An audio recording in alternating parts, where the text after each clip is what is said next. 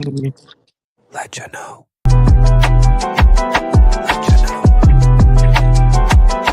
Letchaknow.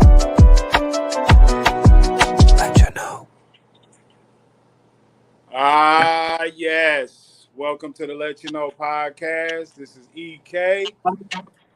And welcome to the Let You Know podcast. And today we got, of course, the NOOZ. What up, though? We got Dizzy P in the house. What's up, Dizzy? Yes, sir. Let's get it done. We got Liz in the house. How you doing, Liz? Living life as the best we can. We got Ski in the house. What's up, Ski? What up, y'all? It's in you, not on you. And then we got Midwest Ray. What's going on, Ray? Holler at your girl. How's everybody doing tonight? Everybody doing good? We feeling good. We're feeling good. Great, can't complain. That's what's And up. who would listen if we did? I know that's right. I know that's right. All right, Evan. What's the first topic we going to today? Well, check it, yo. The first topic I got, we're going to start off with this Gilbert Arenas joint, right? Gilbert Arenas, I don't know if everybody knows, but Gilbert Arenas is an ex-basketball player who he was a hell of a basketball player, but he also had problems even when he was playing. He got in trouble with bringing guns to the locker room and stuff like that, so got him suspended and all that. But he's had his own show. He's been clowning. He's popping. But come to find out, the feds found out he had an underground gambling spot, right? He had an underground gambling spot. They came in and raided him, locked him up. Some other motherfuckers. From what I hear, he's dealing with like the Arabs. He was doing something with the Arabs out there, but he's out on bail now, and he still has to go to court or whatever. But he's saying that he was just renting the house, that he had nothing to do with this. I'm just renting the house, basically, is what he's saying.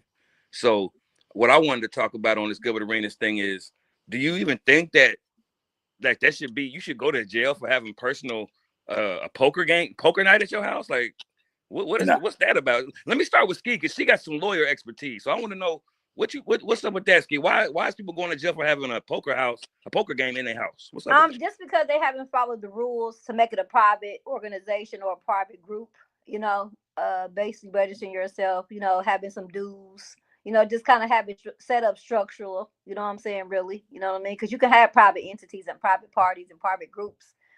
Just probably having to put it together correctly, follow the guidelines for his state or and city, basically. And then also, I think with him being an ex NBA player and stuff like that, I think they're probably, looking at him like his connections to like the league and other professional sports, you know what I'm saying? So I think, but the main reason is he didn't register it as a private group or, something like that. So he can have members only and stuff like that. That's what I think from a legal standpoint. What you think, P? What's up with what's your opinion on that? Like, why you think he's going to jail on all that? Because I think it's kind of ridiculous if you ask me. You know what I mean? Like, what's going on? It's very ridiculous. Ski is right 100% on what she said as far as the legalities go. I just want to know who told on him. Because right. That's a private match in his house. Like, who are the people he put in his house that told on him? Like, that's, I don't know if you guys play poker, but I think I've played poker 10, 20, 30 times at my friend's house. We're not playing for millions, obviously, because we low key. But yeah, I don't care about the legalities in this kind of thing, because it seems like a private thing he was doing to have fun with his friends, whether there was money on it or not. I'm just concerned about the people he keeps around him.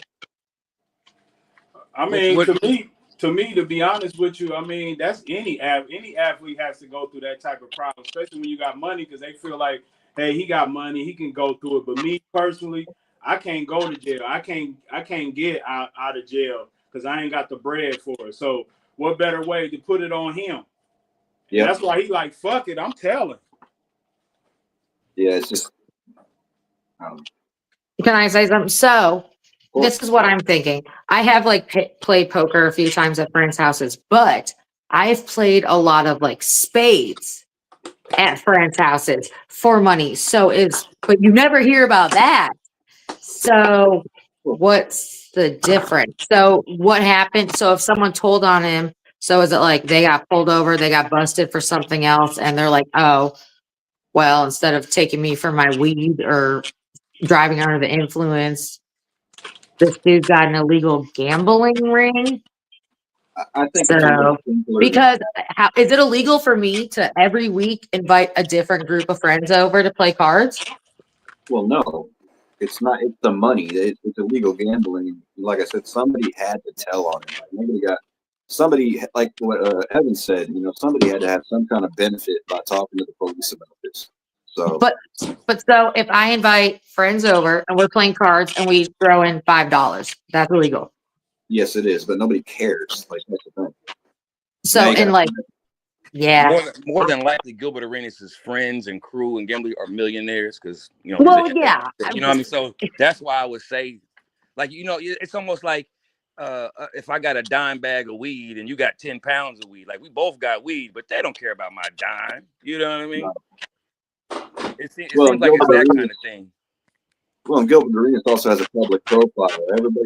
Everybody knows what he's about. He's on TV, so it's a big case they can put on TV. So, I mean, I put it on just like for instance P. Diddy. Like we know P. Diddy done his thing, but I'm pretty sure he had people around here helping him orchestrate some of the things that he was doing. Even R. Kelly. R. Kelly wasn't doing all this by himself. He had to have a team of people that he trusts, even though they end up telling on him. But you gotta have a circle of people around you to orchestrate that type of stuff.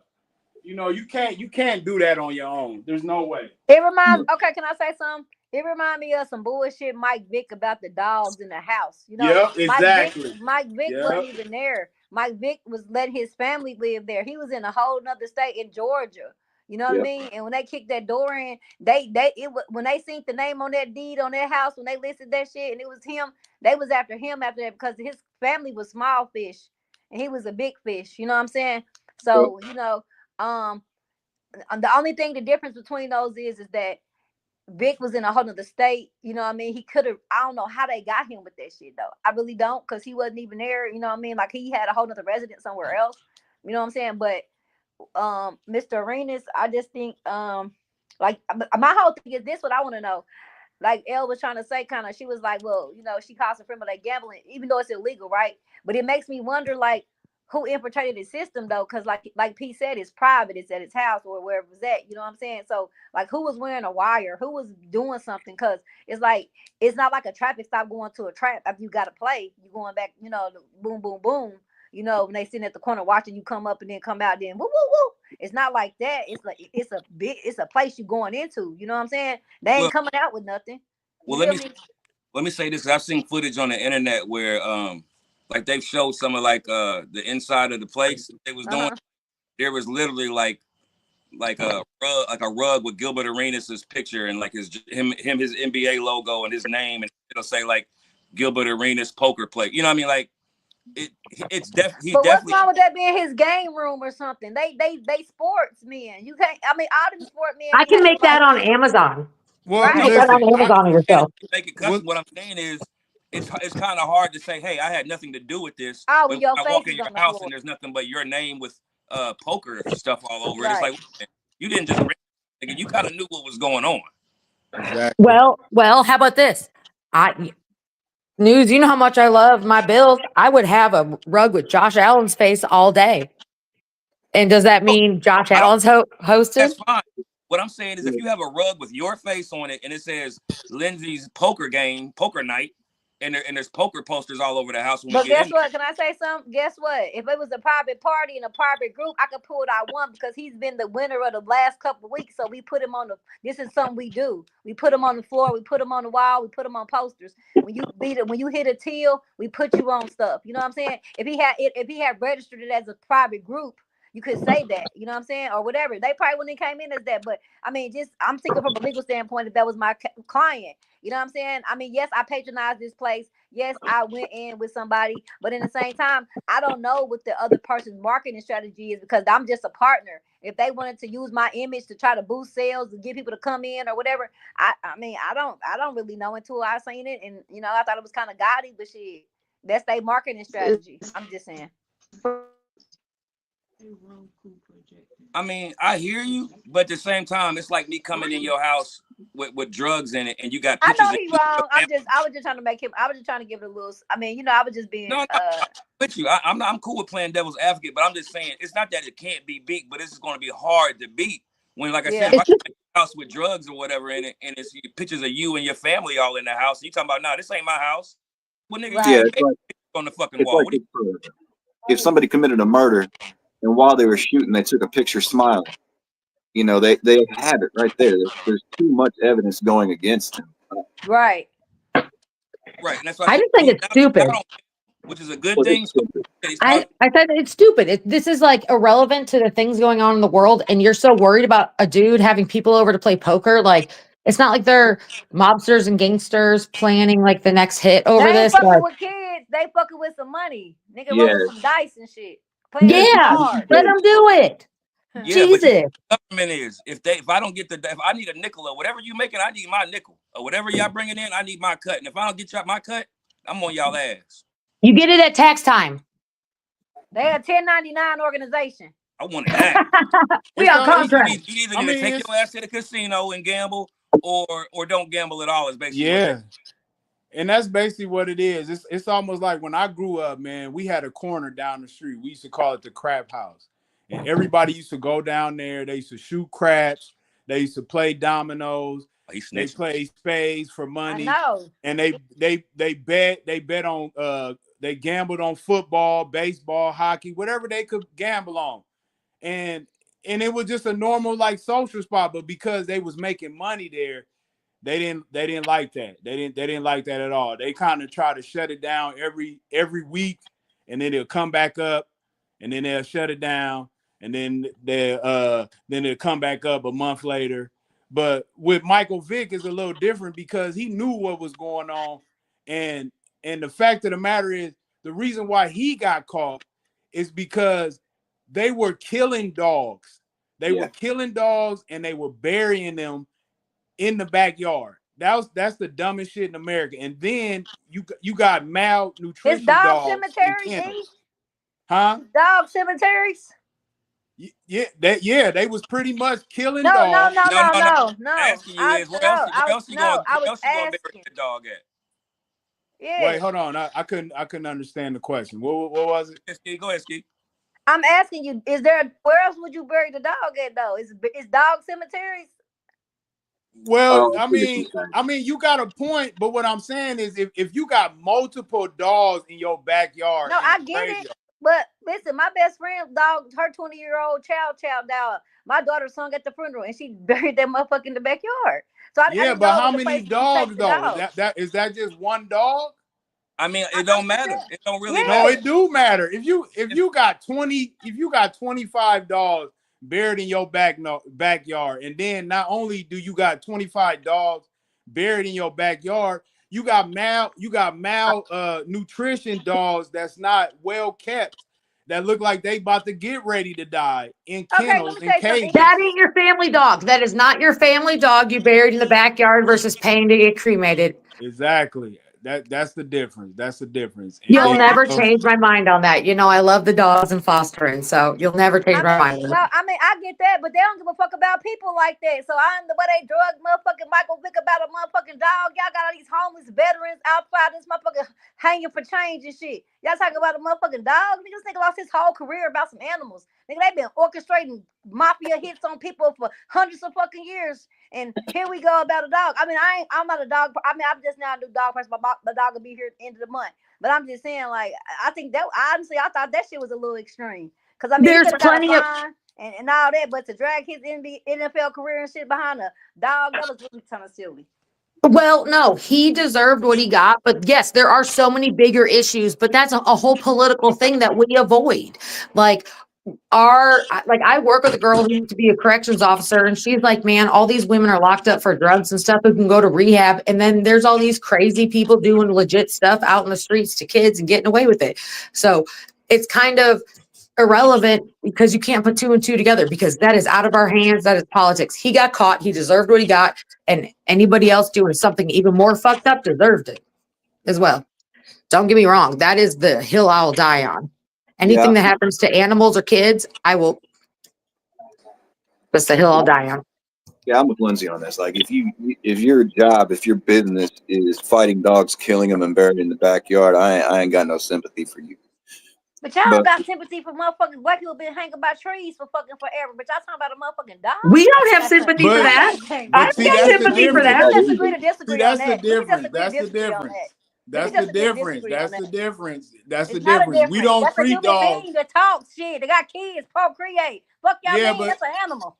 Yeah, that's an animal. That's an area that I'm never gonna bend on because the animal don't fucking talk, don't pay no fucking taxes, ain't got no motherfucking Medicaid, ain't got no fucking insurance, don't pay fucking taxes. I'm not about to fucking take no animal over no fucking human. No day. I mean, I'm not saying kick their ass. I'm not saying But if hurt there them was and all shit, the, but if, I'm but if that saying, was hell if that no. was a backyard full, if that was a backyard full of kids, I would feel the same way and even more. It's the fact that it wasn't a backyard full of kids.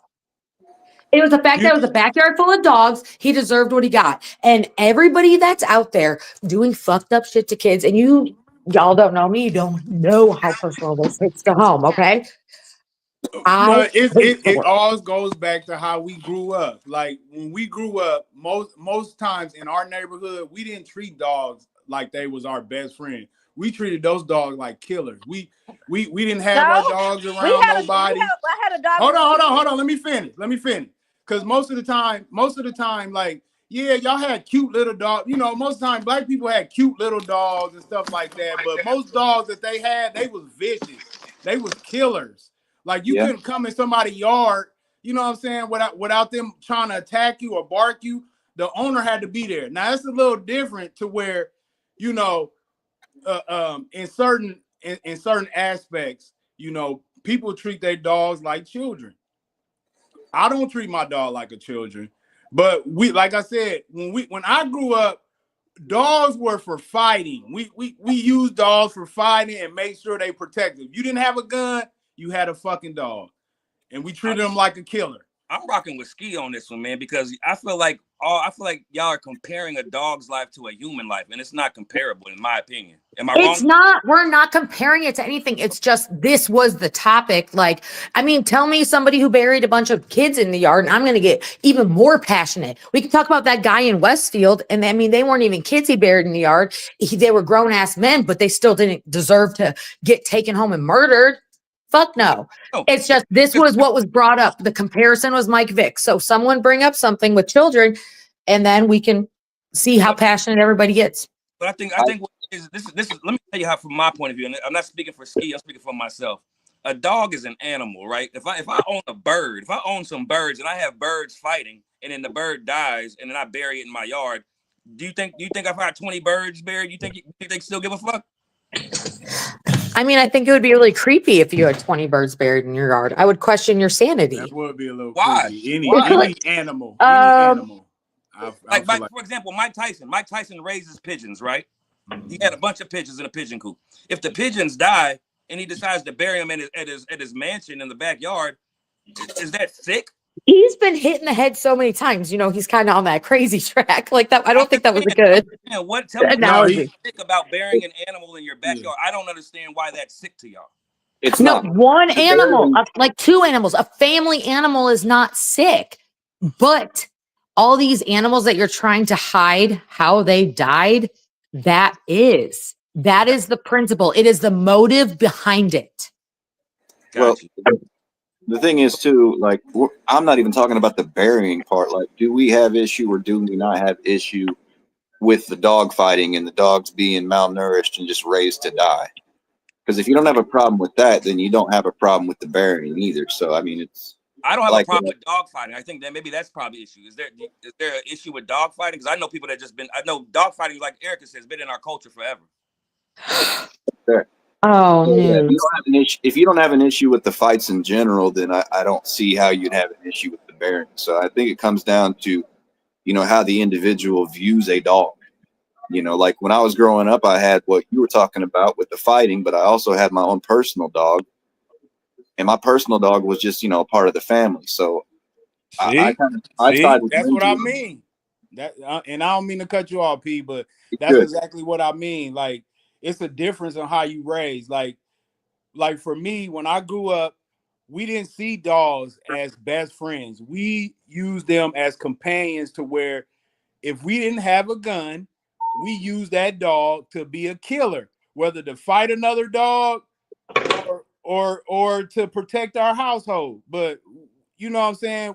Even if we thought that dog was our best friend, we still didn't treat him like that. We didn't. I guess that's just me. Let's say this: dog fighting is gambling, correct? That is correct. It's So fucked up. right. So Gilbert Arenas is here for gambling. Because again, this is all the bottom line is you can't gamble. It's illegal to gamble if you're not in a goddamn casino. Pretty much. Is that the law, Ski? Pretty much everywhere else. Yeah, you need a license. Right. So so come to bound, like I said, dog fighting. Look how long it took them to legalize like online gambling for football and stuff. Like that just became a thing the last few years where you can get on these sites and gamble for sports. Again, and you know why? As long as they get they cut, it's all good. Again, that's what it's about. Exactly. That's a great point. That's a great point. Dog fighting ain't just in the black community either. What'd you say, Dane? What'd you say? Dog fighting ain't just in the black community either. No. Speak on it. What you know that we don't know? I'm saying that's a worldwide thing. That ain't just niggas. Other continents do not have appreciation for animals. I mean, you hear about people eating animals in other countries. What I'm saying is black people are not the only ones who fight dogs. And that's what I'm saying. It's all over the world. And it's fucked. And I'm sorry, it's fucked up to me. In news, I let you hold Romeo and you loved him, and now I'm so ashamed of you. Or even dog fights. Like they got you know Romeo. You would have never thrown Romeo in a fight. Nothing wrong with if I buy something or if I create something, because a dog is a dog. It's not a. I know Pat said his dog is part of the family, but it's a dog, y'all. It's why would you invest in something just to kill it and risk it getting killed? To make money. People raise these dogs and they make puppies to make money over and over again. You know why? Yeah, let me say something real quick. It's just funny hearing people say that about a dog, right? Hearing people say like, well, why would you invest and buy this and do this to a dog and that? But y'all, they treat humans way worse than that. And nobody never has nothing to fucking say. That's the reason why I have a problem with this shit. Because y'all people, I'm not going to even say y'all, but people will fucking give their last quarter for, please feed Rufus for 19 cents a day. But goddamn it, a kid come on this motherfucker, they ain't got $1. You need a boo-boo-boo, they ain't got $1. But they owe smut, strut mutt around Circle Center Mall, nigga, for the dog. But ain't going to do nothing for our veterans. Do nothing for the nothing. We just spend too much on that dog. I'm saying, why invest into kill? We are dealing with groups of people that's what the fuck they do every day. But how about we deal with people? How about people stop killing in general? Dogs, people, children. Like, how about we just stop fucking doing that? Would be a perfect world we live in. Amen. We don't have to compare dogs to people. It's just Mike Big Dog brought up. It came to dogs because I would be even more passionate. I have 3 daughters, and I swear to God, I dare somebody to fuck with them. No. I feel you. I'm just saying, you asking for a lot now. Talking about, no. Of course, we all don't want no killing, but come on. No, we don't. We got world peace, y'all. It's just Mike Vick got brought up. That's the only reason it went to dogs over people. Yep. Next time. It all connects with gambling, though, because like you said, it was about Gilbert Arenas going to jail for what we all kind of agree is some bullshit. If we decide to have a poker game, or if all of us decide to get together and bet on a whatever, that's on us, and nobody needs to get in trouble for that. You feel me? There's no like Steve said, we're not putting a hit out on anybody. Right. We're not killing anybody. We're breaking a law, but so is jaywalking, right? Yeah, I was going to make a point about that too. Like, we break laws every day that we don't even know that we're breaking. You pull in the outside turn lane instead of the inside turn lane, you're going to get pulled over and caught with a bunch of alcohol. That shit last week, Lindsay. Literally last week. I know. I was just saying that because I literally got pulled over for that underage with weed and alcohol because I went to the outside turn lane. Really? Yes. You got to pull on the inside. I turned right on Shaylin and I turned on the left lane. The cop had already passed me. This nigga docked up into the gas station to wait for me to get in front of him. Then he got right behind me, pulled me over. Is there dope and guns in the car? That's some bullshit. Yeah, but we know that. We know it. It Hey, was I don't even me. want to go there, y'all. I don't even want to go there. We need to stay on topic. Next topic. Let's get off Gilbert. Let's get off Gilbert, bitch ass. Let's jump on Obama, bitch ass. Let's check this out. Obama is telling black men that they should probably get a gay role model because he thinks that's a good thing for men. Men should have a gay role model in their life for numerous reasons. And I want to start with the youngest guy on the cast, especially since he just got here, Mr. 2K. What's going on, man? What's good? Yeah. What's good with you? What you think about the first black president talking about you need to get a gay role model in your life? What do you think about? Honestly, what I think about it, man, I think automatically bullshit. And I just hate the fact that we living in a time right now, they really trying to push that agenda off on, you know, on young motherfuckers nowadays. And it's kind of crazy. Like, they're trying to transition the whole situation. So it's fucked up to me because that's what they've been on for real. So trying to push that agenda on people, it just what would you do if your mother? What would you do if your mother came to you and said, "Hey, Keon, I really want my friend I'm trying to think of a gay name. I'm sorry. Just make one up. Just make one up. Yeah, something with a hyphen above the name. Something with an asterisk above the name. Antoine. Yeah, Antoine. I want you to meet Antoine. I want Antoine to be in your life, and you know what I mean. What would you tell your mother if she said, "Get you a gay role model in your life"? What would you tell her? Big bro, if you want me to be honest, I'm not gonna say nothing. I'm gonna run. From your mother? I'm gone. It don't sound right. It's just that what situation. You know what I'm saying? What are you doing for real? I don't want to be around him. Like, no. Does anybody see anything positive from this? Does anybody see anything that can be positive? Wait. We got Red Pill in here. What's up, my man? We want to ask you. Obama said, man, we need more gay men in these young men's life. What do you feel about this?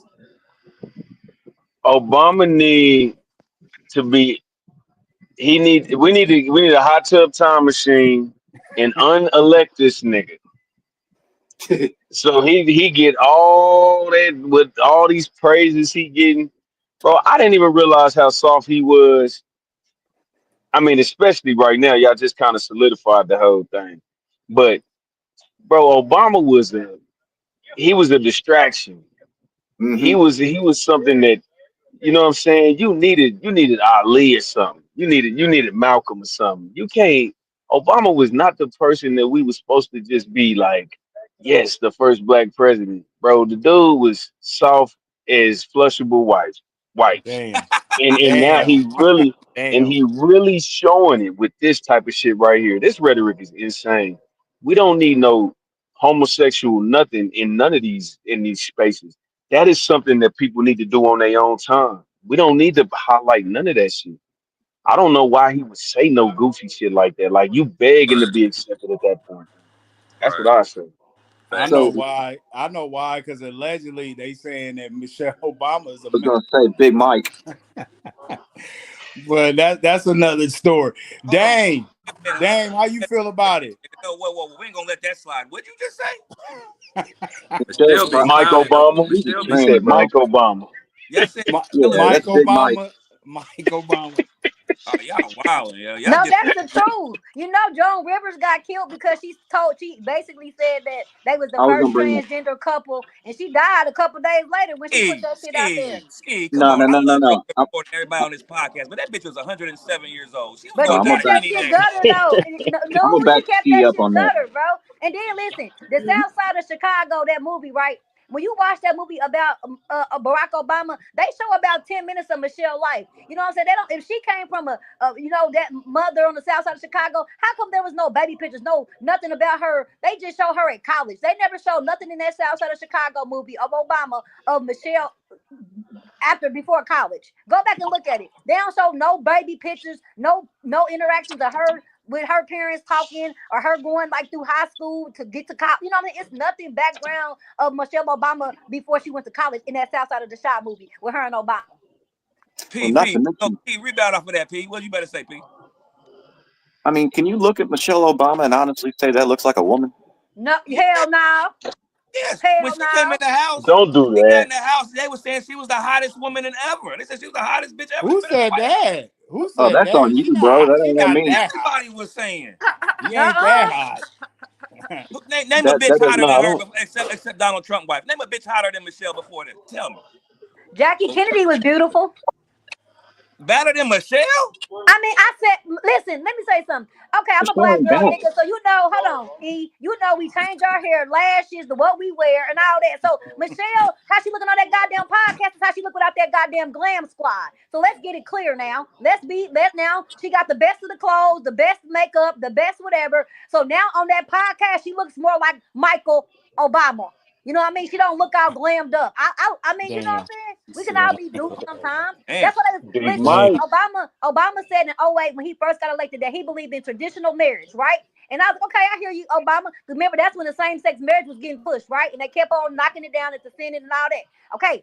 2012 when he goes to get reelected, they talking about marriages of love and this and that. You went straight to this same-sex marriage shit. And I mean, to each his own, but you just went from traditional marriage to LGB 5397. You know what I'm saying? So That's what the people wanted. That's what the people wanted. He just gave because the he people was gay anyway. But hold on, y'all forgot the boy that came out from Reverend Wright Church when Obama was I running remember for that. president, and he said he used to fuck with him. Y'all remember that? Then he went up missing. Y'all remember the father that spoke out on Yeah. it?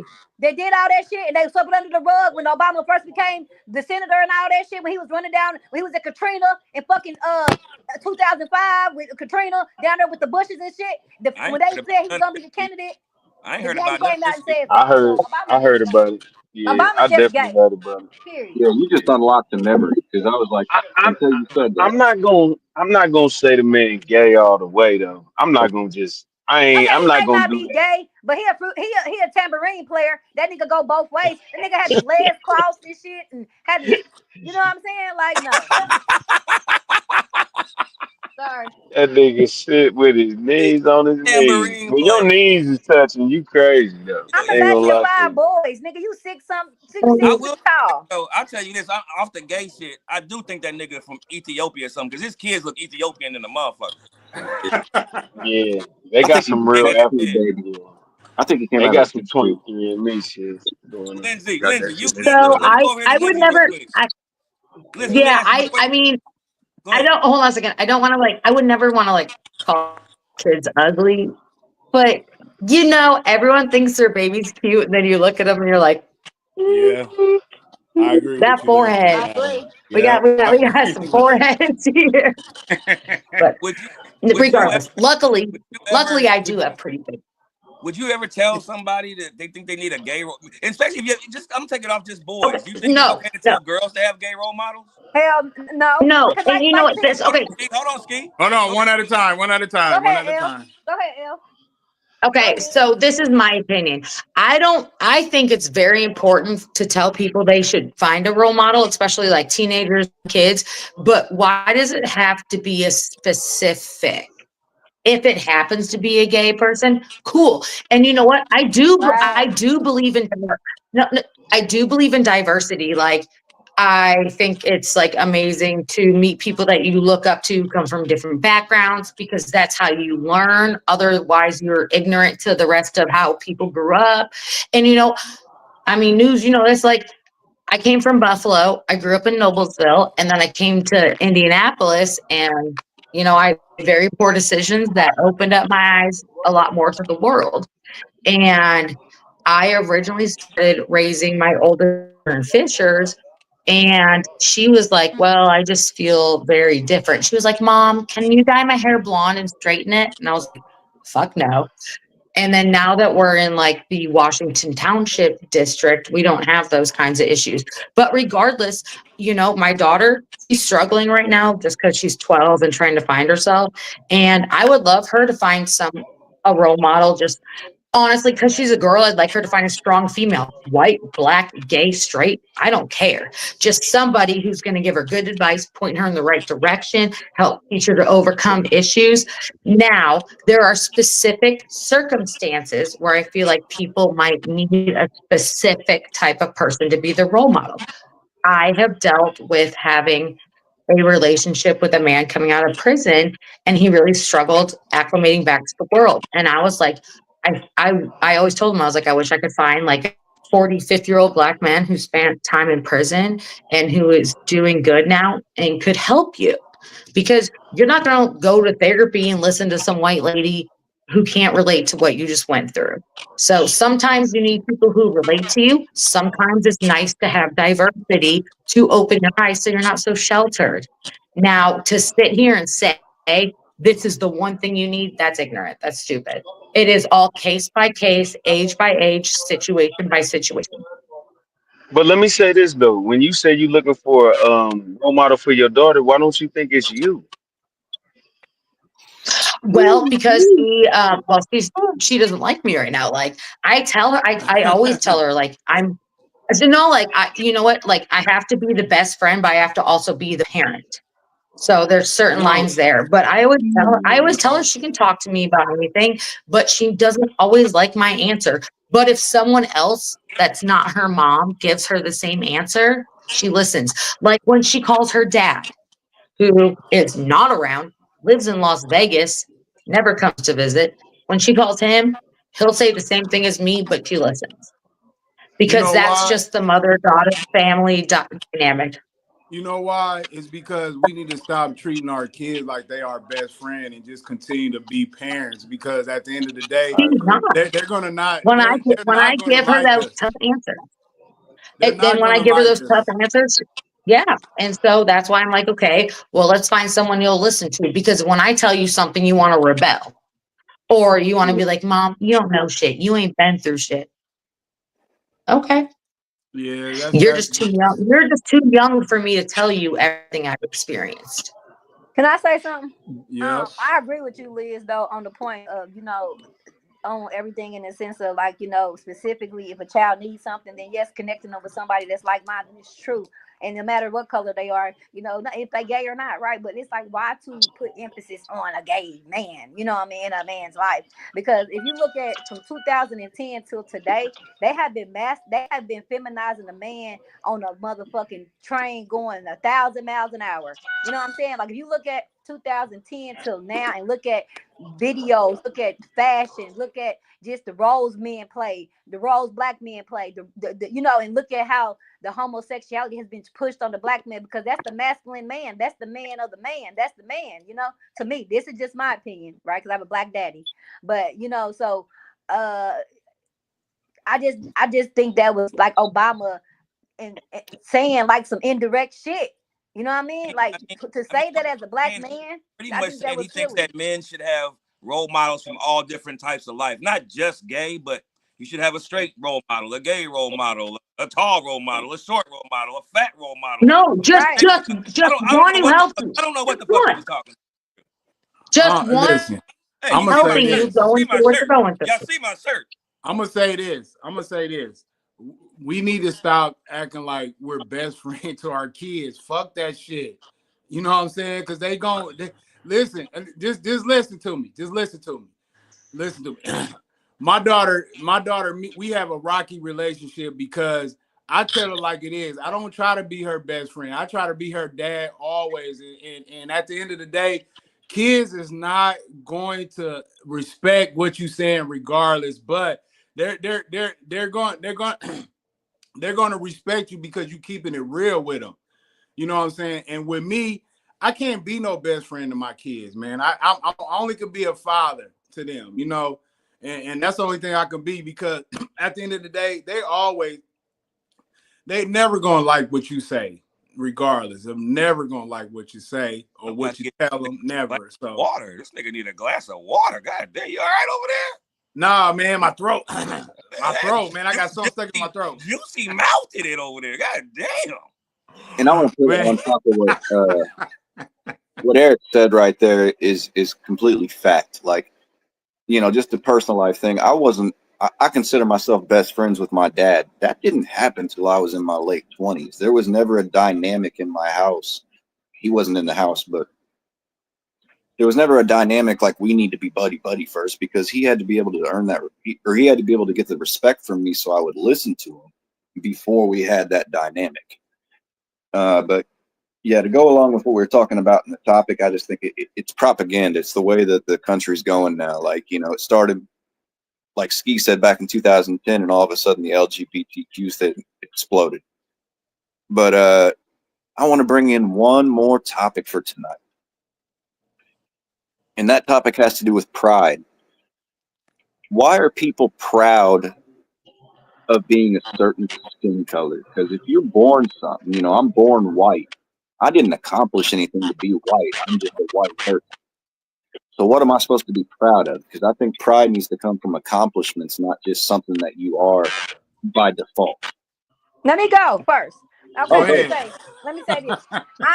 Let me say this. Because I'm galactic, I'm carbon, I'm the universe, I'm solar. That's why. First of all, 'cause I'm that. My DNA is a DNA that links back to the oldest lineage in the world, and the face of humanity, Earth. You know what I mean? That alone. I'm proud because my people has been through so much, and yet we still rise. You know what I mean? So I'm proudful just because I'm able to say that I'm in the lineage of people that's fighters, that's strong, that's innovators. And then when I put accolades on top of me being prideful, that's what I work for. But I'm inherited that pride because I'm the Black woman, and like I said, I'm galactic, I'm carbon, I'm the solar system, I'm made of everything of the space. You know what I mean? We have reasons to be. Our DNA has 9 strands. You know what I'm saying? I mean, so it's just like Pride, though. So. But I'm gonna play devil's I'm advocate. saying that's where my pride comes from. Without doing anything, that's where it comes from.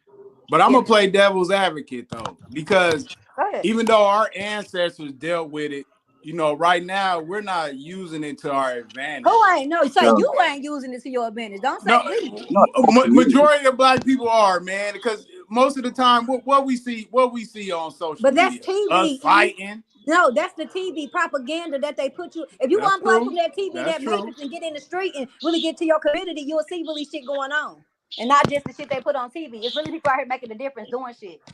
It is, but it ain't enough though. It is. Enough. He's got a good point. Like if you want to be proud about, and I agree with Ski on this 100%. Like if you want to be proud of the people, that came before you, that laid the groundwork, that fought through civil rights. I mean, if they saw what was happening in the community today, what they went through, do you think they'd be proud of that community? Oh, hell no. Hell no. No. So I mean, that's what I mean. That's what I mean. We know that they was struggling back in the day, what they had to deal with, and they probably look at us like now, like, man, this is what we work for. This because is y'all scared. what we Let's keep it P. People scared. People hold their pride, but they really shouldn't. I mean, they should, but they shouldn't because, like I said, it's in their DNA. But in the same time, I'm with you, right, P and E, you should. But in the same time, I mean, shit. If we get to the real question and the real answer, people ain't willing to die though. People just want to be comfortable and shit. And nobody really do what the real work, what our people did for the work to have that pride. We just, Wait. You said they ain't willing to die. Well, why are we killing each other then? Yeah, that's. I don't understand. But they dying in vain though. They not dying for nothing. Yeah. They dying in vain, and that's the problem. Like I think the ancestors would turn over in their grave to say, "This is what we got shot with hoses for y'all to not stick together." And I'm tired of preaching stick together. Fuck that. It's not going to happen. You got to take care of your lineage and people around you, and that's how you will make the virus spread. You got to just be positive and do the right thing, and meet with whatever you can control. If you can't control shit, it's nothing you can do about it. You can speak. I would say, like, take this podcast. Take my brother, let you know podcast. Get you 1 million followers, so what you say has an impact. That's how you change the world. It ain't you're not about to sit up here and change the rhetoric. You know what I'm saying? If we're not gonna go hard and make sure that like people respect you when you got 100,000 followers, when you got a YouTube play button, when you got that. So now it's your job to, if you do got a voice, well, we can't speak to 4 or 5 people every week. We can't do that because guess what? Now we just talking to each other, and we can do that in a barbershop. We gotta put in the work to build ourselves to where we got 100K, 250K, to where now all what he say means some shit. It's a very good point. But we don't have scary about very big that? audience. What's scary about that though, that social media aspect, is somebody who speaks the complete different also has that exact same power. But that's what's scary about this. I have to get off here. Can I give my 2 cents on the situation? And I'm not going to talk about now. I actually agree with Ski in the fact that you should be proud of where you came from, and even like obviously I'm white, but I'm still proud of, like, I know my ancestors, like, they worked in factories, they worked hard, they made lives for themselves, they made farms. Like, I'm proud of them for that. I don't like shout white power or anything by any I was means, like, "Hey, but I'm in like, I feel like I'm in like this. So I'm having some, bring it back to my kids. I'm having some turmoil. So I have my oldest who obviously looks mixed. And then I have twins that are 6. One of them looks very mixed. And the other one, tall, skinny, tan, blonde, looks like Barbie. And I'm trying to always let her know, like, she's like, I'm not black, I'm white. And I'm like, well, you're not white, you're not black, like, you have both, you're mixed. And she's like, no, I'm white. And I'm like, no, you're not. Like, just because you look in the mirror and see something doesn't mean that's what you are. if that's what you want And to But she will identify as, definitely though, find out later on in life. She'll yeah. get her wake up call sooner or later. But I Unfortunately. but I also But feel Unfortunately. yeah, like just this though. But I also feel like this though. Like we like lost in the sauce because like the timing, bro, is different, bro. Like it's different. Like going back on what we were talking about with the what they be proud of is no, they're not gonna be proud because not only that, it's kind of like programming in the sense like the new generation, we ain't go through that shit, so we ain't really, you know what I'm saying? We hear about it, but That's we true. going through it. That's So true. it's all about for I'm real not the gonna, timing, like you know what I'm saying? Like my bad, go no, they're ahead. not gonna be proud. Like we spoiled right now, and they honestly they made it like this. So I mean, it's already modern day slavery for real, but they just doing it a different way. They do it through money type shit. You know what I'm saying? So So let I me ask, mean, this, Tui Key. Let me ask you this. Are you willing to die for your people? Would you die for your people? as of right now, Right now, 2025, if a race war started right now, you willing hey, to die for your people? fuck no, and that's why I'm talking about program because I'm programmed like that. Hey, I ain't mad at you. I'm sure you got the only one. And let me. I'm gonna go around the circle. Fuck it. Let's go. EK. Are you willing to die for your people in 2025 if shit popped off right now? And why is my picture on your picture? What the fuck? I don't he know, did, but he did that last week. I don't know, but yeah, I would. I mean, yeah, I'll be right on the front lines because at the end of the day, man, I don't like hate. People shouldn't like hate, but it's out here, you know. So, but yep, I would. I'll be on the front line. I Okay, would. and I already know Ski answer. I know Chev's answer. Red pill.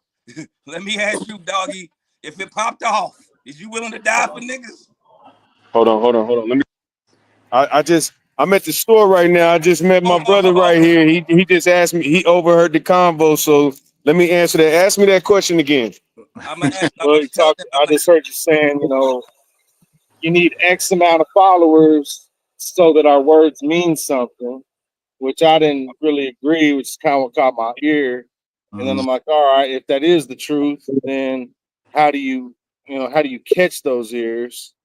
We're Uh, working on it. that was pretty much that was the question. Yes, I'm gonna break bread with him, but hold on, what you asked me, bro? Because I'm gonna break that down too. What we was talking about was we was talking about people dying for the cause. Some people with it. Some Oh, like you said, the younger people really not with it. But like you said, they killing each other, but they're not even willing to die for the cause if it happens. So what I was saying, our generation, what is you on? Would you die for the way niggas acting right now? Would you die for this? now me personally, at this point, no, I'm not gonna pass away for something that I don't even think nobody gonna carry the torch. Mm. It's like passing the torch for somebody. Like you gonna die. Like I said, we was talking about it earlier, dying in vain. I'm not finna die in vain, bro. I don't have that much faith in humanity. I don't got nobody that I know personally that's gonna be like, all right, you carrying on what he trying to do. Like, bro, Right. I'm a humanitarian, bro. Like Word. when I get bread, I pass it. I make sure people straight. We start businesses. We do things. I don't. I ain't got nobody really in my life that I believe that would do what I would do if I passed away. So I'm not dying for that shit. I ain't mad at that. And I got some more questions, but this is to P and Lindsay, right? This is to y'all, just because y'all are only Anglo, white people on the show. So let me ask y'all this. This is a different question for y'all. Why is it a problem with y'all to scream? Not when I say white power, I don't mean that kind of white power. But why is it like bad for white people to almost have pride in their history of course we know the raping and the colonizing and the I the can't hear him. Yeah, pillaging. no, You that's know cool. that. But there's other things that they've done that you guys can be proud of. But it's almost like there's no celebration of white culture even by white people. Why is that, y'all So think? I would think that's a good question. Like, so I bring it back to what am I proud of? If I'm born and I do things in my life, what am I proud of that I affected, or what am I proud of that my dad did, or things like that. But if I go like 3 generations back to my great grandpappy and he was, working in the factory or building stuff like that, or he had something to do with this, like that's just not, it doesn't matter now. Like if I wanted to have pride in something, I want to have pride in something that affects the modern day, that has the future going right. Because everything going so fucked up. We need to have, things going now. So it just doesn't. And I guess another thing too, like I said, is just it's just there's no accomplishments I can personally be proud of. So why am I proud to be white? Or why, things like that. It just doesn't register for me. Like the pride thing gets everybody fucked up too. And I want to go back to the question that you asked, Evan, the whole, would you die for your cause or whatever? And hell no. Because, a race war has got to be the stupidest motherfucking thing I can think of, and that's probably going to be manufactured anyways. For America, if somebody came here and tried to like invade America, hell yeah, because I don't see, Evan, you my bro, Eric, you my bro, Lindsay. Like, I'm not trying to take sides against someone over such a superficial fucking thing like skin color. Like, and maybe I didn't understand the original question either. So, but yeah, pride is something I don't consider a lot. Go ahead, Ski. Oh shit, I can't hear anything.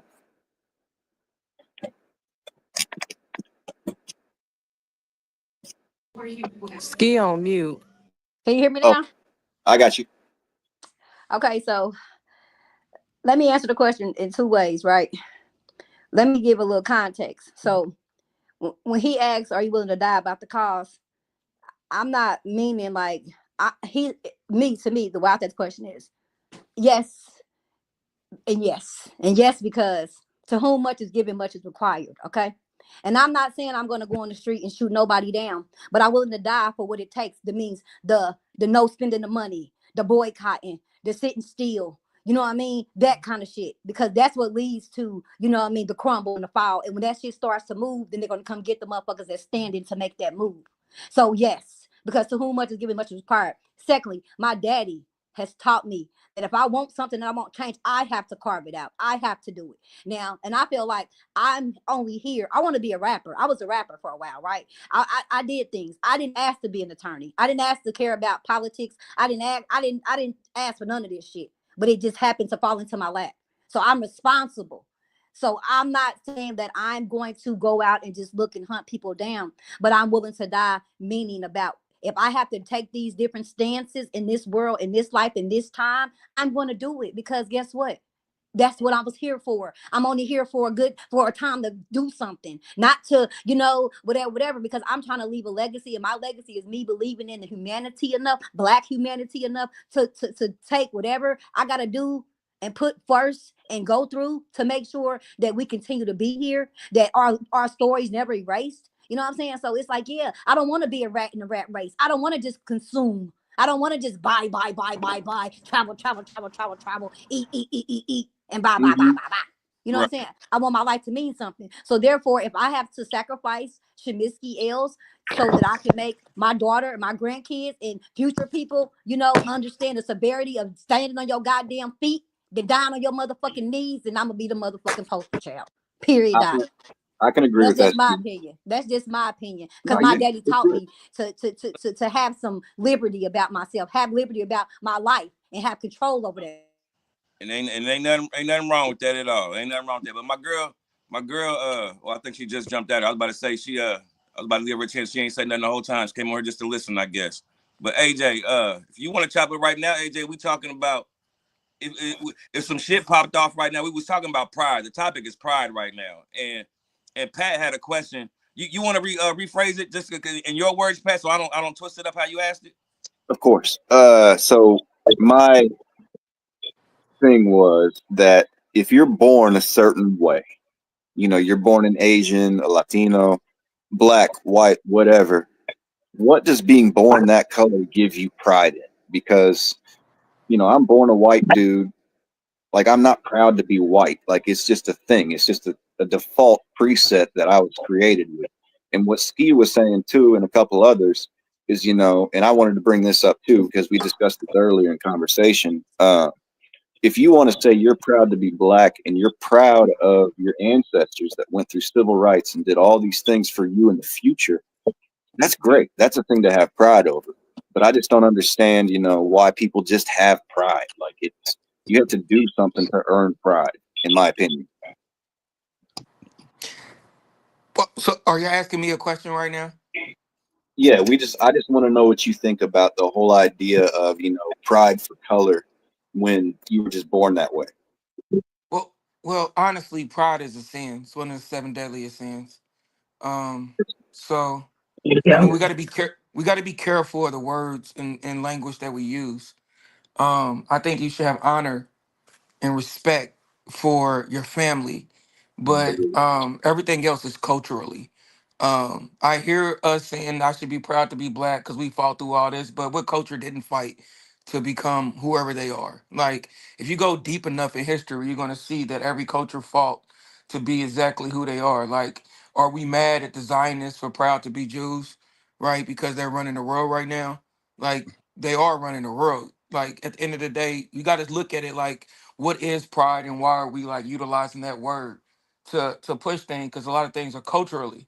It's a lot of things about being black that I'm not proud of, or just the culture that I'm not proud of. I'm not proud of the sexy reds and Sukianas. I'm not proud of all the gang culture. I'm not proud of a lot of things. So I think Candace Owens said it best when she was interviewing Tucker Carlson, that your identity cannot be your morality.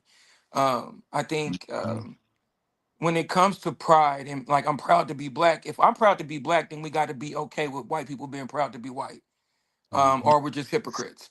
And I just it's funny you said that because that's what I asked them, because they felt when I asked the two white people, they almost feel bad about having pride in being white because of the that it comes with. Am I saying that right, y'all? Lindsay got Oh, something to whoa. say. Hold on. She got something to say. The two white people. So okay, when you said, I'm sorry, what was that you just said about I pride in that your you guys morality? I feel like you guys are almost No, it was your ashamed to have identity. Like, pride in me your being whiteness. black cannot Your decide. Like, identity is your morality. I cannot push my morality on me being black. Like, because if I Okay, do that, no, then yeah, that because that's not your whole identity. That might be part of your identity, but your identity is also your interests, your passions, your career, your mark you're leaving on the world.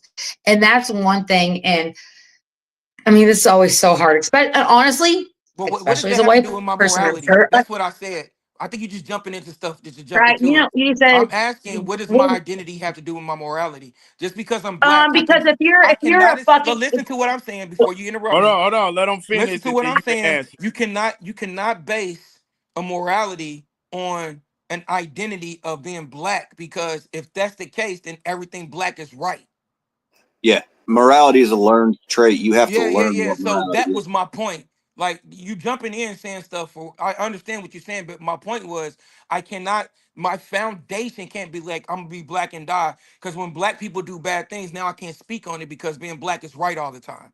And that means being white is wrong. So when a white person does something wrong or right, then that means I can't say it's right. Like, that's what I'm saying. We got to understand the words that we're using, the language that we're using, because pride is actually a sin. No matter how we look at it, why did the gay community take that word and utilize it for a whole like month and everything? It's Or why did literally a they, sin. or why did they So take the no, rainbow and flip that? yeah, and the rainbow is supposed to be a sign of promise. And we're not gonna get on how they just literally stole everything and tried to make it like, even the word stud, right? Back in the day when you was an athlete, you was a stud, blah blah blah. But now gay women Yep, are stud. Like, all this stuff is yep, weird. We're not gonna get onto them. yep. But my point is, when you ask me about pride, pride is not a good thing. Like, I understand honor and those type of things when it comes to my culture. I look at Malcolm X, I look at Martin Luther King, I look at things that made me feel honorable as a man. Like when I look at the culture and I say, wait, we need to do these things as culturally to be an honorable man. But pride, taking pride in what? What am I taking pride in? Just because I'm black and I'm proud. I'm not Let proud of what George Floyd did. Like I'm not proud of what these YNs are doing. I'm not proud of Suki and Sexy Red. I'm not proud of any of the stuff that we call culture and do it for the culture. I'm not proud of that. At the No. end of the day, I'm proud of honor. I'm proud, let and her like I said, my identity. yeah, let her rebuttal. What you want to say on It wasn't even a rebuttal, it was just my turn. What I was just trying to say is your identity, I feel like, does equal your morality, but your identity is not just your color. It is who you are, it is what your heart is. If your identity is I'm out here, white or black or Mexican, Asian, it doesn't matter. I'm out here acting like a piece of shit. Well, hopefully your morality is also a piece of shit. But if you're out here, white, black, Mexican, Asian, who cares? You're being a good person, then your morality will hopefully come for you. And now, God, he cut me off so much. I just had a whole train of thought, but he kept going. AJ, Um, you're good. oh, okay. So Evan, you asked that question about like, would you die? What was it? You die for Would- the for the cause? cause, would you die for the cause? If it broke, if it popped off today, would you be willing to die for your people, or which is white people? Would or, I understand you have mixed kids, so it's kind of confusing to you. So where you go? You know what I mean? Yeah, no, I wouldn't die for white people. I would die for whatever the situation was. Like For if white, for white people to for white people, say we had, huh? you're fighting for white people to continue existing, so they won't be extinct. I don't care about that I, personally. yeah, that's not a huge deal. I mean, I created 3 mixed kids, so obviously I don't care about the white generations passing on too much. You know what I care about? Raising 3 good children who go out and do whatever in the world. And Yeah. they can love whoever they love. My whole thing is like I was a big participant in like the Black Lives Matter movement.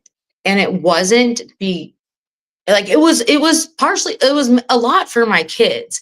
It was a lot to be like, oh, at the time it made a lot of sense, but nobody's fighting for anything that matters right now. Like that, like what? Wait, wait, wait, What? wait, wait, wait, wait. What Mm. matters to you? Because that's you What? saying nobody fights for things that matters. A lot of people voted for Trump to fight for what they thought mattered in America. So you Hmm. have to You know what define matters for what me? matters to you. Okay, education matters to me. Feeding children matters to me. Wait, then Giving your statement doesn't make any sense. helping hold Because on, let her Trump finish. Trump just dismantled the Department of Education because it was trash. Also, kids get fed all the time. Like it's so many programs in society that feed children. Like, what do you? and I'm confused. there's also a lot of kids who don't have parents to get them to those programs. And there are so many people in society that are even unaware. Like I'm in these Facebook groups with these moms and they're like, I can't Is it their pay. fault they're unaware because we're in the AJ, information Hold age? on, AJ, let her AJ, finish. Let her AJ, finish. let her finish, Go bro. ahead, go ahead, finish. Like, dude, no, it's probably not their fault. So, you know what? Thank God we're in the day and age of social media where we have these mom groups and they reach out and they're like, I can't pay my light bill. We're going to get evicted. I have kids. Like, it's going to get hot as shit in our house. We can't pay for AC. Well, these are the like places you can call to help. But these places also can only help so many people. And unfortunately, people take advantage of it. Gotcha. I Yeah, I mean, And want to address something there- Evan said, if people it's are okay, scammers, real quick. criminals, and I mean everything gets taken advantage of in this country. Go ahead, AJ. Back to that. Let me say something real quick before AJ goes. Go ahead, Pete. Why are we on this topic of dying for color? Like, what does that have to do with anything, Evan? Like, Because when we talk about pride, well, when black people at least are talking about pride, it's different from the way, like I said, what you guys are talking about on your side.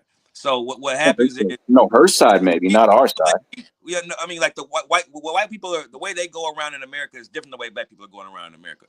We feel like like there's something called black fatigue. I don't know if you've heard about it, but they Of have course. terms called black fatigue and shit like that. So black people are going through things where they feel like their back is against the wall, to where, to me, even me personally, I feel like there is no change in this country without bloodshed. That's really how I feel. Without us killing white people to a certain maximum point and show them that we're not playing, there's going to be no change. That's really where I'm at right now. Not saying Okay. I'm y'all, or I don't What dislike change are you y'all. looking for Hold, though? hold, Go ahead. wait. Go ahead.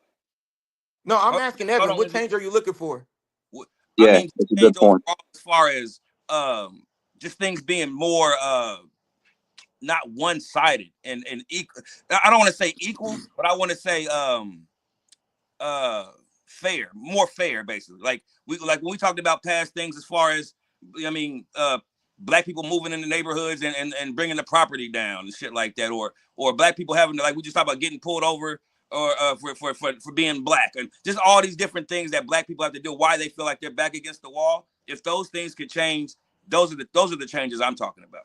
You But don't that's believe not that's a black perception fatigue. thing? Do I say, ask me again? I'm sorry. You don't believe that's a perception thing? I don't. No, I think that's real. I think it's too world. I think it's too countrywide of a no for it to be just a theory. I think it's a psyop. I've been too many places. Like right now, I'm in Alabama. I'm in Huntsville right now. The last time we talked, I was in Dallas. Like I've Mm. been too many places to believe that as a black person, I can't do anything and everything I want to do, and I Yeah. don't believe everything is unfair. I think it's an information thing. So when she was like, "It's so many programs and stuff like this," I work with addicts, and addicts knew every loophole possible to get everything free they needed to get. So it's a million programs out there. It's not on everybody else that if you have a phone with Google, that you can literally look up programs and find out how to get money from certain situations, how to get drugs. Like them dudes know how to get Suboxone, how to get methadone. They knew how to get whatever they needed, food stamps. They knew how to get a place to stay. They knew how to get out of jail early. They knew how to do everything. So if addicts can do it because they're determined to get drugs and stay addicts, why can't normal people do these things? I think black people, it's a psyop that we believe that we can't do a lot of things. And I've been any and everywhere I wanted to be. And I've done any and everything. My family, I just had this conversation with a girl earlier on the phone. My family was one generation away from generational wealth. All my aunties and uncles and my mother and all them, they weren't rich. They were average jobs. They worked at Ford. They worked at regular places. My auntie ended up becoming a firefighter.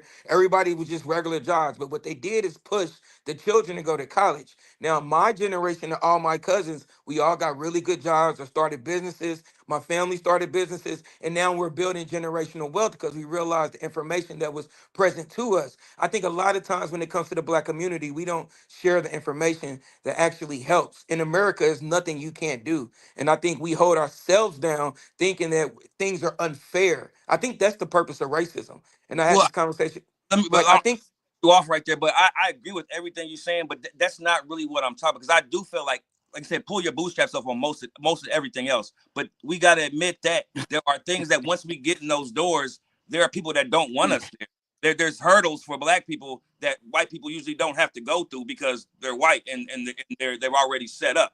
I That's think What all are that's a the it misconception. is. I What are think those that's a hurdles? misconception. I Hold think on, she itching over there. What you gotta say, Lynn? She itching over there. She itching. Okay. Oh my, because I didn't get to finish. And first off, to go to the original topic, pride. Pride equals ego. The opposite of pride is humility. And it's being grateful for what you have, whether big or small. And everybody wanted to say something about me and my kids, but like that's one thing.